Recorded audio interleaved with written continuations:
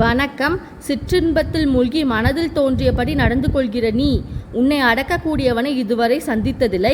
அற்ப சுகத்தில் காலம் கழிப்பவனே, ஒரு பேராபத்து உன்னை சூழ்ந்திருப்பதை நீ அறியவில்லை.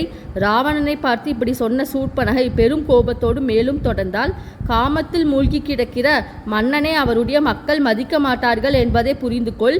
எந்த ஒரு அரசன் செய்ய வேண்டிய காரியத்தை அதை செய்யத்தக்க சமயத்தில் செய்யாமல் விடுகிறானோ அவர் தனது ராஜ்யத்தோடு சேர்ந்து அழிகிறான். அது நாட்டில் என்ன நடக்கிறது என்பதை ஒற்றர்கள் மூலம் தெரிந்து கொள்ளாத நீ நிச்சயமாக புத்தி இல்லாதவர். இந்த லட்சணத்தில் தேவர்களையும் கந்தவர்களையும் விரோதித்து கொண்டிருக்கிறாய். நீ சிறுவன், நீ அறிவற்றவன். எப்படி நீ இந்த அரச பதவியை காப்பாற்றிக் கொள்ளப் போகிறாய்? சூர்ப்பனகையின் கோபம் கலந்த வார்த்தைகள் தொடர்ந்தன. ஒற்றர் படை, பொக்கிஷம், எதிரிகளை அடக்குகிற திட்டம் ஆகியவற்றை தன்னுடைய நேர்பார்வையில் வைக்காதவர் மன்னன் அல்ல, சாதாரண மனிதன். உன்னை சார்ந்தவர்கள் ஆயிரக்கணக்கில் கொல்லப்பட்டதையும் அவர்கள் வாழ்ந்த பகுதி நாசம் செய்யப்பட்டதையும் அறிந்து கொள்ளாமல் இருக்கிற நீ ஆட்சி நடத்த தகுதியற்றவர். கரனும் துஷணனும் கொல்லப்பட்டார்கள். 14,000 அரக்கர்களின் உயிர் முடித்து வைக்கப்பட்டது. இத்தனையும் ராமன் என்கிற மனிதன் தனி ஒருவராக நின்று செய்து முடித்திருக்கிறார். ரிஷிகளுக்கு உகந்த வகையில் தண்டக வனத்தில் ஆபத்து விலகியதாகவும் பாதுகாப்பு நிறைந்ததாகவும் மாற்றித்தர வாக்களித்த ராமர் தனது வார்த்தையை நிறைவேற்றி இருக்கிறார். ஜனஸ்தானத்தை அளித்திருக்கிறார். ஆனால் உணர்ச்சிகளுக்கு அடிமையாகி அகங்காரம் பிடித்து திரிகிற நீங்கோ உனது தேசத்தை சூழ்ந்துவிட்ட ஆபத்தை கூட புரிந்து கொள்ளாமல் இருக்கிறாய். கர்வம் பிடித்தவனும் எச்சரிக்கை உணர்வற்றவனும் ஆகிய அரசருக்கு சங்கடம் வரும்போது அவருக்கு உதவ யாரும் முன்வரமாட்டார்கள். தனக்கு தெரியாதது எதுவும் இல்லை என்று நினைத்து கொண்டு தன்னைத்தானே புகழ்ந்து கொண்டு நாட்டு நடப்பை அறியாமல் இருக்கும் அரசரை அவருக்கு கஷ்ட காலம் நெருங்கும் போது அவருடைய மக்களே அழித்து விடுவார்கள்.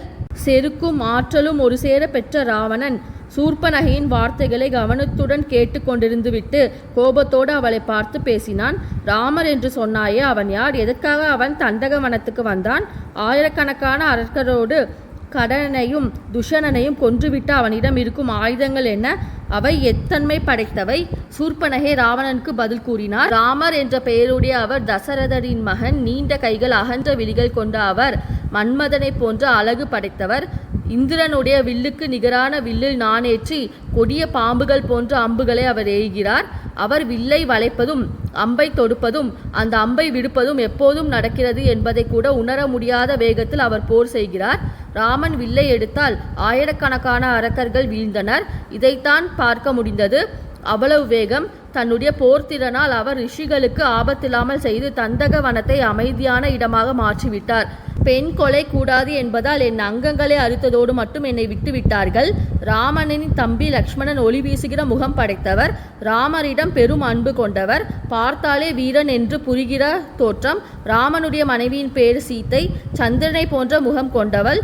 தெய்வ பெண் போன்ற பேரழகு படைத்தவள். லக்ஷ்மியே பூமிக்கு இறங்கி வந்தது போல் அவள் தோற்றம் அளிக்கிறாள்.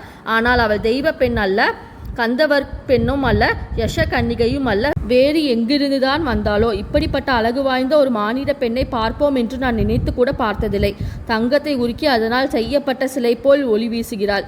சீதை யாருக்கு மனைவி ஆவாளோ அவர் மேன்மை பெற்றவன் ஆவான். அவளை அடைந்தவர் இந்திரனுக்கு நிகரானவர். உனக்கேற்ற மனைவி அவள்தான். அவளுக்கேற்ற கணவன் நீதான். ராவணா, உனக்கு அவளை திருமணம் செய்விப்பதற்காக அவளை இங்கு கொண்டு வர நான் முயன்ற போதுதான் லக்ஷ்மணன் என் அங்கங்களை அறுத்து எறிந்துவிட்டான். ஒரு முறை நீ அந்த சீதையை பார்த்தால் போதும், மன்மதன் வீசுகிற பானத்துக்கு நீ அடிமையாவாய். அவளை உன் மனைவியாக்கிக்கொள். அந்த எண்ணத்தை மனதில் கொண்டு அந்த காரியம் நிறைவேறுவதற்காக உன் வலது காலை தூக்கி முன்னே வை. அற்ப மனிதர்களாகிய அந்த ராமரை கொன்று அரக்கர்கள் மேல் உனக்கு இருக்கும் அன்பை நிலைநிறுத்து. உனது வீரத்தினால் ராமரையும் லக்ஷ்மணனையும் கொன்று கணவனை இழந்த சீதையை உனது மனைவியாக்கிக்கொள். இவ்வாறெல்லாம் பேசிய சூர்ப்பனகை இறுதியாக, ராவணா, சீதையை பற்றி நான் கூறியது உனக்கு ஏற்புடையது என்றால் அவளை அபகரித்து கொண்டு வந்துவிடு. அவளை உன் மனைவியாக்கிக்கொள். அரக்கர்கள் அழிக்கப்பட்டதற்கு பழிக்கு பழி வாங்குவது உன் கடமை. அதை நிறைவேற்று என்று ராவணனை பார்த்து கூறினார். இவ்வாறு சூர்ப்பனகை கூறிய பின் மந்திரிமார்கள் எல்லாம் விடை கொடுத்து அனுப்பிய ராவணன் தனியே அமர்ந்து சிந்தனையில் ஆழ்ந்தான். நடந்த நிகழ்ச்சிகளை நினைத்து பார்த்தான். மனதில் கொண்ட எண்ணத்துக்கு சாதக பாதகமான சூழ்நிலைகளை சீர்தூக்கி பார்த்தார். பிறகு ஒரு தீர்மானத்துக்கு வந்தவனாக தன்னுடைய இருக்கையிலிருந்து எழுந்து தன்னுடைய தேர் நிறுத்தி வைக்கப்பட்டிருந்த இடத்துக்கு சென்றார். தேரோட்டியை பார்த்து தேரை தயார் செய்யுமாறு ராவணன் சொல்ல விரைவில் குதிரைகள் தேரில் பூட்டப்பட்டன. அரக்கர்களின் மன்னராகிய ராவணன் பொன்னினால் இழைக்கப்பட்டதும் இரத்தினங்களால் அலங்கரிக்கப்பட்டதும் நினைத்த இடத்துக்கு செல்லும் நுட்பம் படைத்ததுமான அந்த தேரில் ஏறி அமர்ந்து புறப்பட்டார். இந்த சேனல் பிடிச்சிருந்தா லைக் பண்ணுங்கள், ஷேர் பண்ணுங்கள், சப்ஸ்கிரைப் பண்ணுங்கள். நீங்கள் இந்த சேனல் சப்ஸ்கிரைப் பண்ண ஸ்க்ரீனில் வர வீங்கிற ஐக்கானை கிளிக் பண்ணுங்கள். அடுத்து என்ன நடந்தது என்பதை பற்றி அடுத்த வீடியோவில் பார்ப்போம். ஒவ்வொரு வாரமும் வியாழக்கிழமை ராமாயண கதை நம் சேனலில் போடப்படும். அனைவரும் பார்க்கும்படி கேட்டுக்கொள்கிறேன். நன்றி.